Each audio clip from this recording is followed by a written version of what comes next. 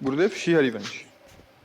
गुरुदेव, मेरे घर में 3 पीढ़ी से लगातार भयंकर किडनी का पैतृक रोग चला आ रहा है, जो माँ के गर्भ से ही हाँ। खून में आता है। गुरुदेव, ऐसा कौन सा श्राप लगा है जो इतने लंबे समय से श्राप क्या, सब कर्मों का भोग होता है, उसी का संयोग होता है। देखो, हम भी तो बाबा जी बने हैं।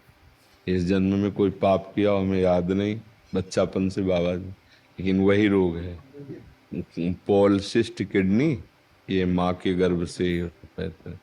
तो वो कर्म का ऐसा संयोग होता है कि हमारी वही माँ बनेगी, वही संयोग होता है कि वही रोग हमारे अंदर आएगा। तो आप में ही नहीं, हमें लगता है कि लाखों लोगों में ऐसा होगा। कई प्रकार के रोग जो है वंशानुगत आ जाते हैं। हाँ, तो ऐसा उसका जन्म कर्म के संयोग से ही तो ऐसा जन्म होता है। गुरुदेव रुक सकता है आगे, ऐसे फिर आगे ना फैले, ऐसा कोई उपाय है? चलता ही रहेगा। नहीं, भगवान की सृष्टि है, इसमें तो चलता है। डॉक्टर तो बताते हैं कि डीएनए चेक कराओ, उसके बाद संतान उत्पत्ति करो, जब रुकेगा। जैसे गर्भ में बच्चा गया, तो जैसे माँ के गर्भ से, माँ में जो रोग है ना, माँ का और बाप का दोनों का करा जाए, 50% से कम होना चाहिए तो बच्चा पैदा करा जाए, नहीं निकाल दिया जाए, ऐसा बताते डॉक्टर। अब डॉक्टरी ज्ञान तो हमको है नहीं, लेकिन ये जरूर है कि अपराध इसमें भी बनता है। जैसे मतलब, क्या मतलब, बच्चा हटा दे, हटा दे, हाँ, मतलब माँ की ज्यादा तो परेशान। मतलब मार देना बच्चा, हाँ वही। है ना। हाँ, तो फिर उसकी डॉक्टर की क्या दुर्गति होगी और उस माता पिता की क्या दुर्गति होगी, ये भी। अगर हमें मार दिया जाता ये जान करके, तो क्या होता।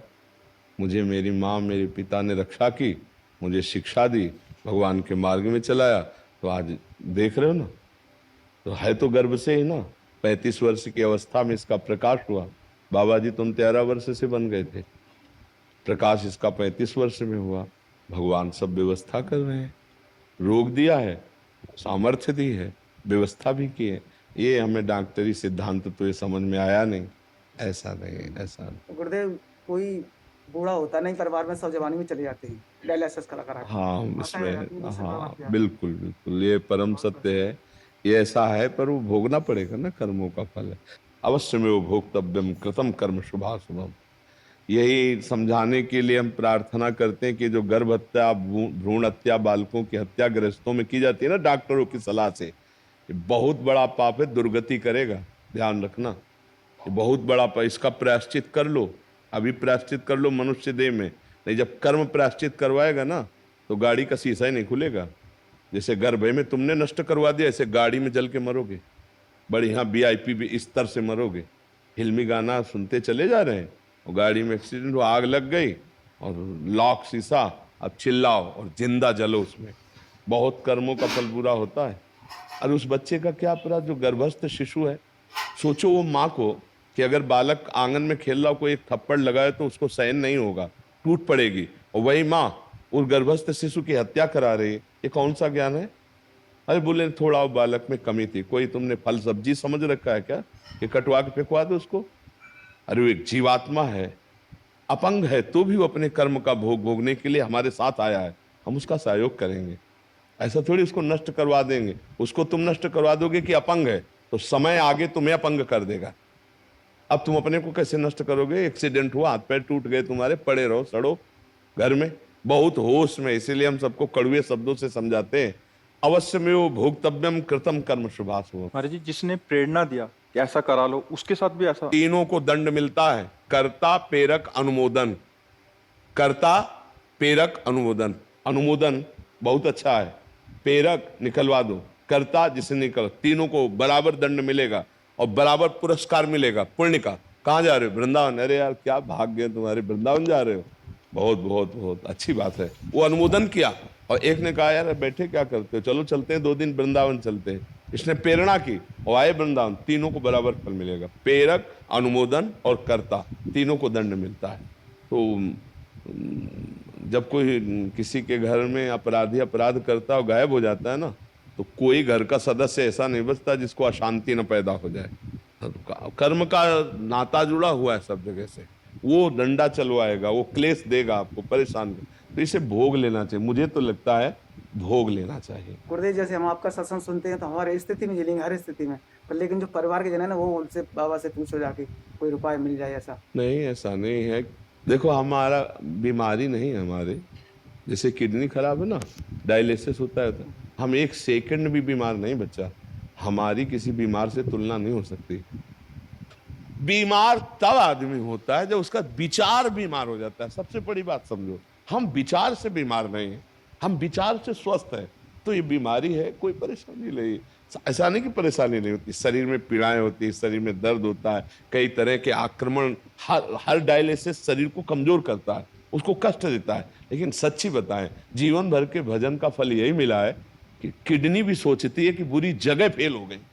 नहीं अरे और एक आदमी नहीं होता कि हाय है किडनी फेल हो गई तो आदर कर रहा है, तो किडनी समझ रही कि मेरा कुछ प्रभाव नहीं, भगवान की कृपा से कुछ। और मृत्यु हमारे लिए महोत्सव है, हम इंतजार कर रहे हैं मृत्यु का, क्योंकि हमको उसके लिए कोई ये थोड़ी कि हाय मैं नहीं, हम इंतजार कर रहे हैं जिस दिन मेरी लाडली का बुलावा आवे शरीर छोड़ा चले गए। नहीं कोई दो, यही हम समझाने के लिए बैठे हैं कि शरीर एक दिन छूटेगा, मृत्यु एक बार होगी, इसका दुख छोड़कर निरंतर हम सत्कर्म करें। एक स्थिति, एक मकान के अंदर एक गुफा है अंदर, उसमें जब प्रवेश हो जाया जाता है तो कोई भय, कोई शोक उसे छूता नहीं। मकान की किडनी खराब है, इस देह रूपी मकान की। उस गुफा में जब हम घुस गए तो हम बच गए। जब भारी भारी कष्ट आता है तो हम वहीं बैठे होते हैं जहाँ आनंदमयी गुफा है। उसको हम आपको एक रूपक रूप में समझा रहे हैं। आनंद रूपक गुफा है, सहज सुख राशि, सहज आनंद।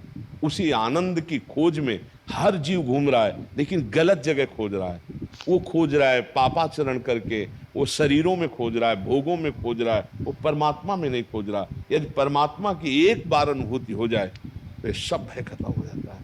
ये जो आप देख रहे हो सामने, इस शरीर को, इस समय इसके चेहरे को देख रहे हो, इसकी बात सुन रहे हो, केवल परमात्मा कृपा है। नहीं तो ऐसे परमात्मा कृपा हटे तो अभी व्हील चेयर पे आ जाए, अभी दुर्दशा हो जाए।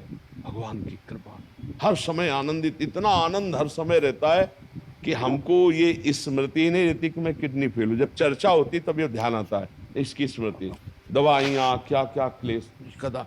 तो ये हम नाम जो कहते हैं राधा राधा राधा राधा, तो हर दुख से तुम्हें बचा लेगा। शराब मत पियो, मांस मत खाओ, व्यभिचार मत करो, अधर्म का धन मत लो।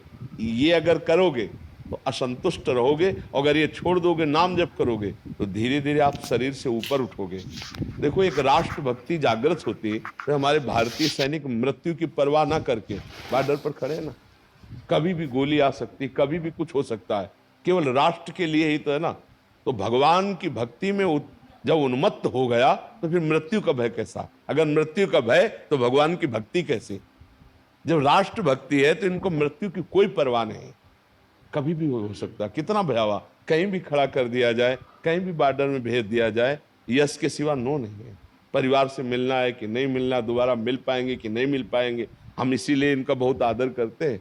एक संत का जीवन, एक सैनिक का जीवन, रात दिन। कल एक डिपार्टमेंट के सैनिक कि 3 दिन 3 रात हो गई, सोने को नहीं मिला।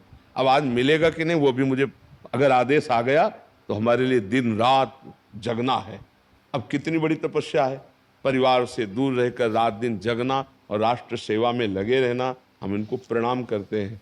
भले बड़े पदाधिकारी जन हैं, उनके अंगरक्षक हैं, बंगले हैं, गाड़ी, और हमारे सैनिक भूखे हो चाहे प्यासे हो, जैसी भी स्थिति हो, जब आदेश हुआ वैसे ही भागे, वैसे ही हमारी समाज सेवा में, चाहे पुलिस विभाग